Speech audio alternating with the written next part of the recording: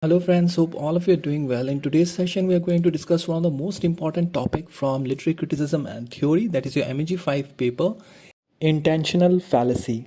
Now this particular topic is from block 4 new criticism, and this particular topic has a high probability to come in your upcoming term and examination. Now before we get started, kindly do consider to check out the links given in the description for your convenience to check out the notes and analysis of today's lecture, and also do check out the beautiful videos narrated in my voice. You will find them very beautiful. They are based on love, sacrifice and much more.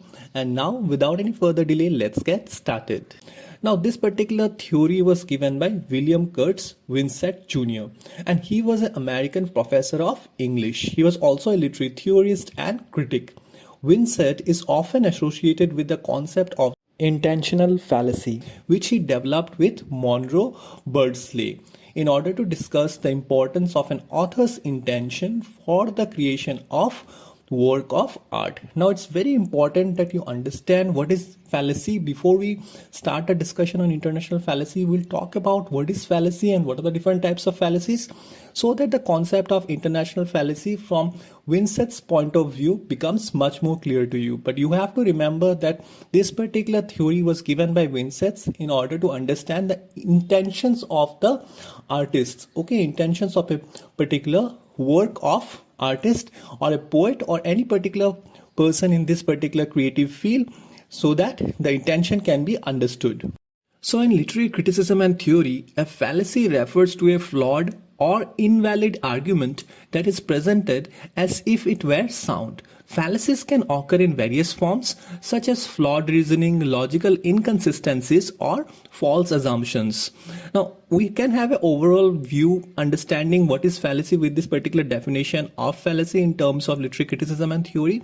Basically, it's an invalid argument, it's a flawed argument. Obviously, it is based on some false logic, but it is presented in such a way that it stands right, it stands sound, Now let us discuss some of the examples of fallacies in literary criticism and theory, which primarily includes number 1, ad hominem fallacy. Now this particular fallacy, it is based on attacking the person instead of the argument. For example, dismissing a literary critic's opinion based off their personal beliefs or background rather than addressing the actual merits of their argument. Now let me give you a very beautiful example in order to understand ad hominem fallacy. You might have seen a lot of political debates in the channel, which is very common in our country. So in those heated arguments, you will often find that a particular party does make some valid points in order to represent their argument. But the other party, what it does, rather than countering the argument, it starts attacking the person on personal grounds. So instead of presenting their own point to counter the argument given by their opposition, they start attacking the person on personal grounds. So this type of fallacy is known as ad hominem fallacy. The second one in this regard is false dichotomy fallacy. In this case, presenting only two options when there are actually more. For example, suggesting that a work of literature can only be interpreted in one of two ways when there are maybe multiple valid interpretations. So this again comes under the case of fallacy, false dichotomy fallacy. You have to just remember that this is a case where two options are provided, where actually there might be more than two options available. Now the next one in this regard is circular reason fallacy. Now in this case, using a conclusion to support the premise. For example, arguing that a particular interpretation of a text is correct because it is the only interpretation that makes sense, without providing any further evidence to support this claim. Now this particular case of circular reasoning fallacy focuses more on the conclusion rather than the validity of a particular point made by the person. So this also comes under the case of standard fallacy. The next one in this regard is appeal to authority fallacy.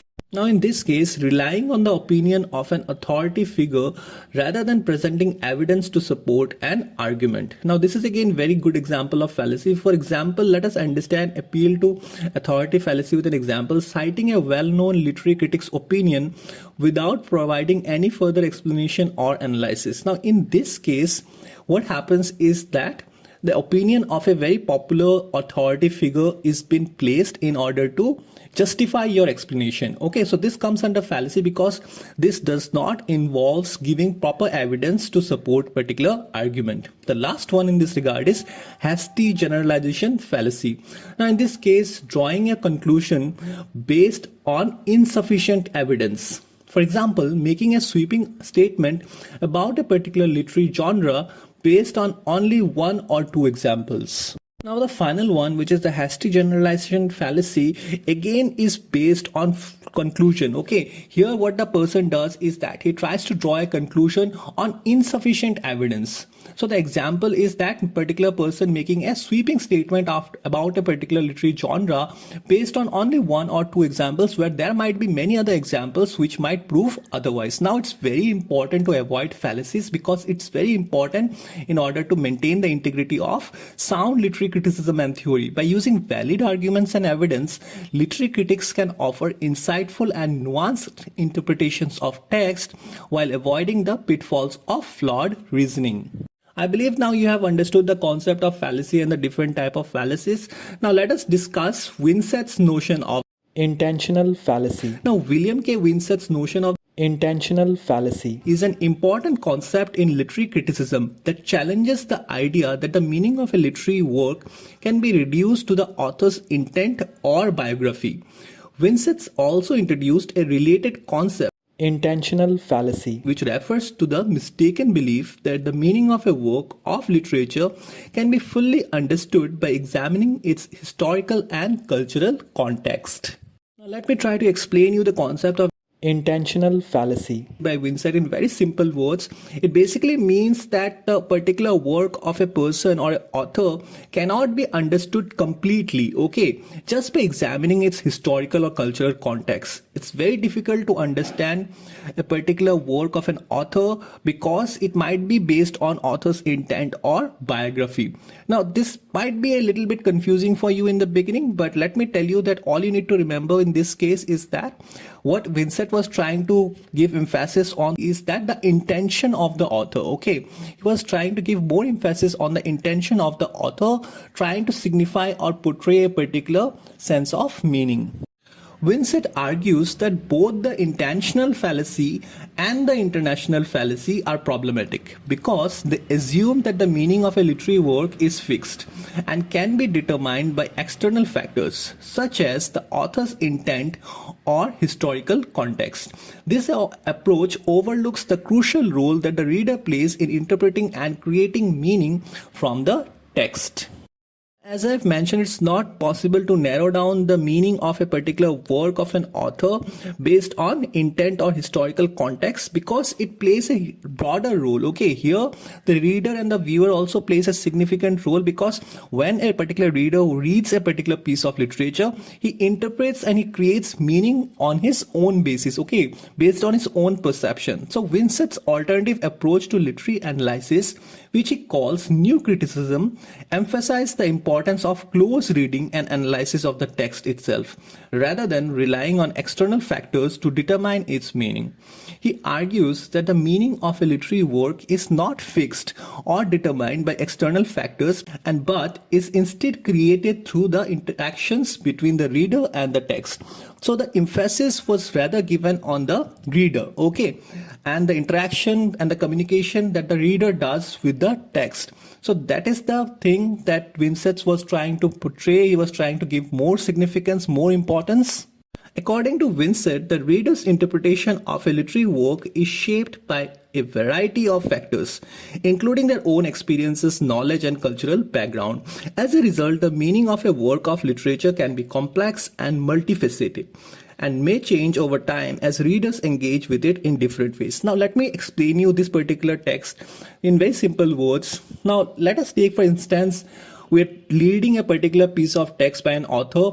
Now you and me, both of us will have our own interpretations when we read the text because we'll be judging the text based on our own past experiences, based on our knowledge that we already possess, and also sometimes the particular reading is influenced by our cultural background as well.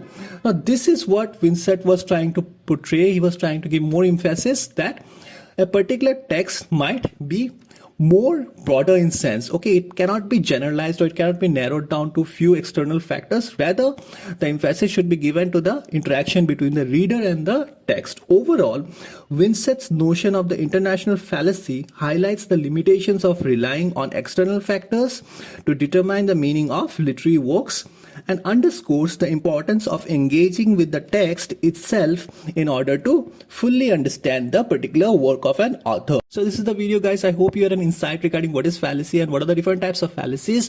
Also, you have understood what is the particular concept of Winsatt'S notions of the intentional fallacy. In case if you have any other doubt regarding this particular topic, do feel free to comment in the comment section. I'll definitely try to address it in the next session.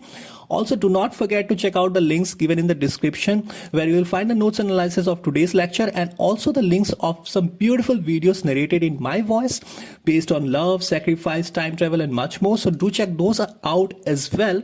Do not forget to join our social community pages. I'll meet you there with latest notifications from IGNOR. Till we meet next time, God bless you and thank you all.